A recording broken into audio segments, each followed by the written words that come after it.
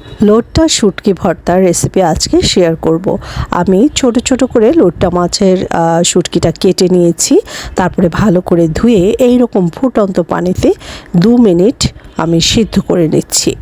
এরপরে আমি এটার থেকে পানিটা সরিয়ে নিচ্ছি এভাবে একটা স্ট্রেনারে ছেঁকে। এবার আমি এখানে 2টা বড় সাইজের পেঁয়াজের কুচি দিলাম আর একটা বড় সাইজের রসুন কুচি কুচি করে দিয়েছি। ব্যাস এই পেঁয়াজ রসুনটা দিয়ে এর মধ্যে বেশ খানিকটা পানি দিয়ে আমি ব্লেন্ডারে ব্লেন্ড করেছি। অবশ্যই এটা ব্লেন্ডারে ব্লেন্ড করার সময় আপনাকে পানি অ্যাড করতে হবে। তো পানি অ্যাড করার সময় আপনাদের বেশি ভয় পাওয়ার কারণ নাই। প্রায় আধা মগের মতো পানি লেগেছে আর মানে ব্লেন্ডিংটা এরকম হয়েছে, একটু আঁশ আছে, 2-1টা মাছ আধা ভাঙ্গা হয়েছে।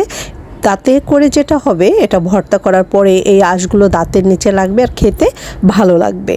এবার আমি এটা ভর্তা করার জন্য কড়াইয়ের মধ্যে তেল দিয়েছি। আমি এখন সয়াবিন তেল দিলাম এবং পরে নামানোর কিছুক্ষণ আগে সরিষার তেল দিব, তাতে করে সরিষার তেলের স্মেলটা পাওয়া যাবে। একটা রসুন কুচি দিয়ে দিলাম মাঝারি সাইজের, আর এখানে 3টা বড় সাইজের পেঁয়াজ কুচি দিয়ে দিচ্ছি। এ পর্যায়ে পেঁয়াজের পরিমাণটা একটু বেশি দিবেন, তাতে করে কি হবে, ভর্তার কোয়ান্টিটিটা একটু বেড়ে যাবে। তো আমি এবার তেলের মধ্যে এই পেঁয়াজ এবং রসুনটা একটু মানে হালকা ভাজা করে নিব। এতে করে খুবই সুন্দর একটা স্মেল বের হবে। যেহেতু আমি প্রথমে মাছের মধ্যে কাঁচা পেঁয়াজ দিয়েছি, তাই আমি এই পেঁয়াজটা একটু ভেজে নিচ্ছি। ব্যাস আমি এবার সেই ব্লেন্ড করা শুটকিটা দিয়ে দিচ্ছি।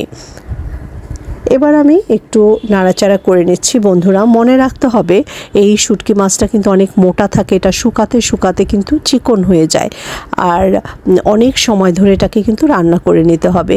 এবার আমি দিয়ে দিলাম মরিচের গুঁড়া আর হলুদের গুঁড়া। মরিচের গুঁড়াটা আপনারা ঝাল বুঝে দিবেন, চাইলে এক্ষেত্রে আপনারা শুকনো মরিচ বেটেও দিতে পারেন। অল্প একটু জিরার গুঁড়া এবং অল্প একটু ধনিয়ার গুঁড়া দিয়ে দিলাম। এই ধনিয়া এবং জিরার গুঁড়াটা অপশনাল, দিতেও পারেন, স্কিপও করতে পারেন। শুটকিতে আসলে এই জিরা, ধনিয়া, তেজপাতা এগুলো না দিলেও চলে। তারপরে আমি একটু অ্যাড করছি, স্বাদ মতো লবণ দিয়ে দিচ্ছি। এই যে পানিটা দেখছেন, এই পানিটা আপনারা ব্লেন্ড করার সময় অ্যাড করতে ভয় পাবেন না, কারণ এই মাছটাকে তো রান্না করতে হবে, সিদ্ধ করতে হবে। সেই ক্ষেত্রে এই পানিটা কিন্তু একদম খুবই দরকারি। তো এভাবে আমি পানিটা মাছের মধ্যে রেখে ভালো করে আমি এটা ভেজে নিচ্ছি। ভাজতে ভাজতেই পানিটা কিন্তু শুকিয়ে যাবে এবং এটার থেকে কিন্তু তখন একটা খুবই ভালো একটা স্মেল বের হবে। তো বন্ধুরা, আপনারা যারা দেখেন যে শুটকি মাছ রান্নার পরে একদম তেল ভাসছে, আসলেই শুটকি মাছ রান্না করতে অনেক তেলের প্রয়োজন হয়। অনেক তেল দিলে এটা তেলে হয়, খেতে ভালো লাগে। যেহেতু আজকে আমার মাছের পরিমাণটা অনেক বেশি, তাই আমি মানে আমার তেলটা কম হয়ে গেছে। তারপরে আমি এখন সরিষার তেল অ্যাড করছি। এ পর্যায়ে আপনারা চাইলে এখান থেকে বেশ খানিকটা শুটকি মাছ আপনারা বক্সে করে উঠিয়ে রেখে দিতে পারেন অন্য সময়ে, মানে ভাজার জন্য। আর চাইলে পুরোটাই রান্না করতে পারেন। এখন আমি পুরোটাই রান্না করব।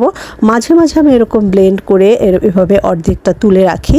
পরবর্তীতে শুধু একটু পেঁয়াজ কুচি অথবা একটু তেলটা বাড়িয়ে আমি চটজলদি ওটা ভেজে নেই। সেক্ষেত্রে খুব কম সময় লাগে।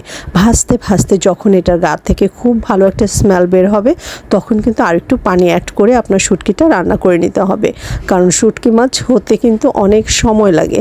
আমরা যারা খুব ঝটপট রান্না করে ফেলি, সেক্ষেত্রে কিন্তু শুটকি মাছটা প্রপারলি কুক হয় না, আর সেক্ষেত্রে অনেকেরই পেটে ব্যথা করে। আর অবশ্যই কিন্তু এই শুটকি মাছটা এভাবে প্রথম দিকে আমি পানি দিয়ে এটা একদম সিদ্ধ করে নিয়েছি, আবার একটু পানি দিলাম। ব্যাস এভাবে নাড়াচাড়া করে নিতে হবে। একটু কাঁচামরিচ অ্যাড করে দিব, পরে ঢাকা দিয়ে দিচ্ছি। এর ফলে মাছটা একদম প্রপারলি কুকড হবে। মানে আমি চাচ্ছি যে আপনাদেরকে এমন একটা রেসিপি দেখাতে যেটা প্রপারলি কুক হবে এবং শুটকি মাছটা খেতে আপনাদের ভালো লাগবে। বন্ধুরা, শুটকি মাছ রান্না করার আগে পুরো মাছ, আস্ত মাছটা যদি আপনারা পানিতে 2-3 ঘন্টা ভিজিয়ে রাখেন, তাতে করে মাছটা কিন্তু একদম পানিটা সোক করে এটা নরম হয় এবং সেক্ষেত্রে রান্নাটা কিন্তু কুইক হয়ে যায়। আমি এই পর্যায়ে 3টা আস্ত কাঁচামরিচ দিয়ে দিচ্ছি। আপনারা চাইলে আরও পরিমাণটা বাড়িয়ে দিতে পারেন, আর যারা বেশি ঝাল খান, বেশি করে মরিচ বাটা দিতে পারেন। চাইলে এখানে কয়েকটা আস্ত রসুন অ্যাড করতে পারেন। সব কিছুই অপশনাল। রান্নাটা একটা আর্ট, আপনারা আপনাদের পছন্দ মতো করে নেবেন। এভাবে আমি শেষের দিকে মাছটা ঢেকে ঢেকে কুক করব, যাতে করে এই লোট্টা শুটকিটা খুব ভালো করে রান্না হয়।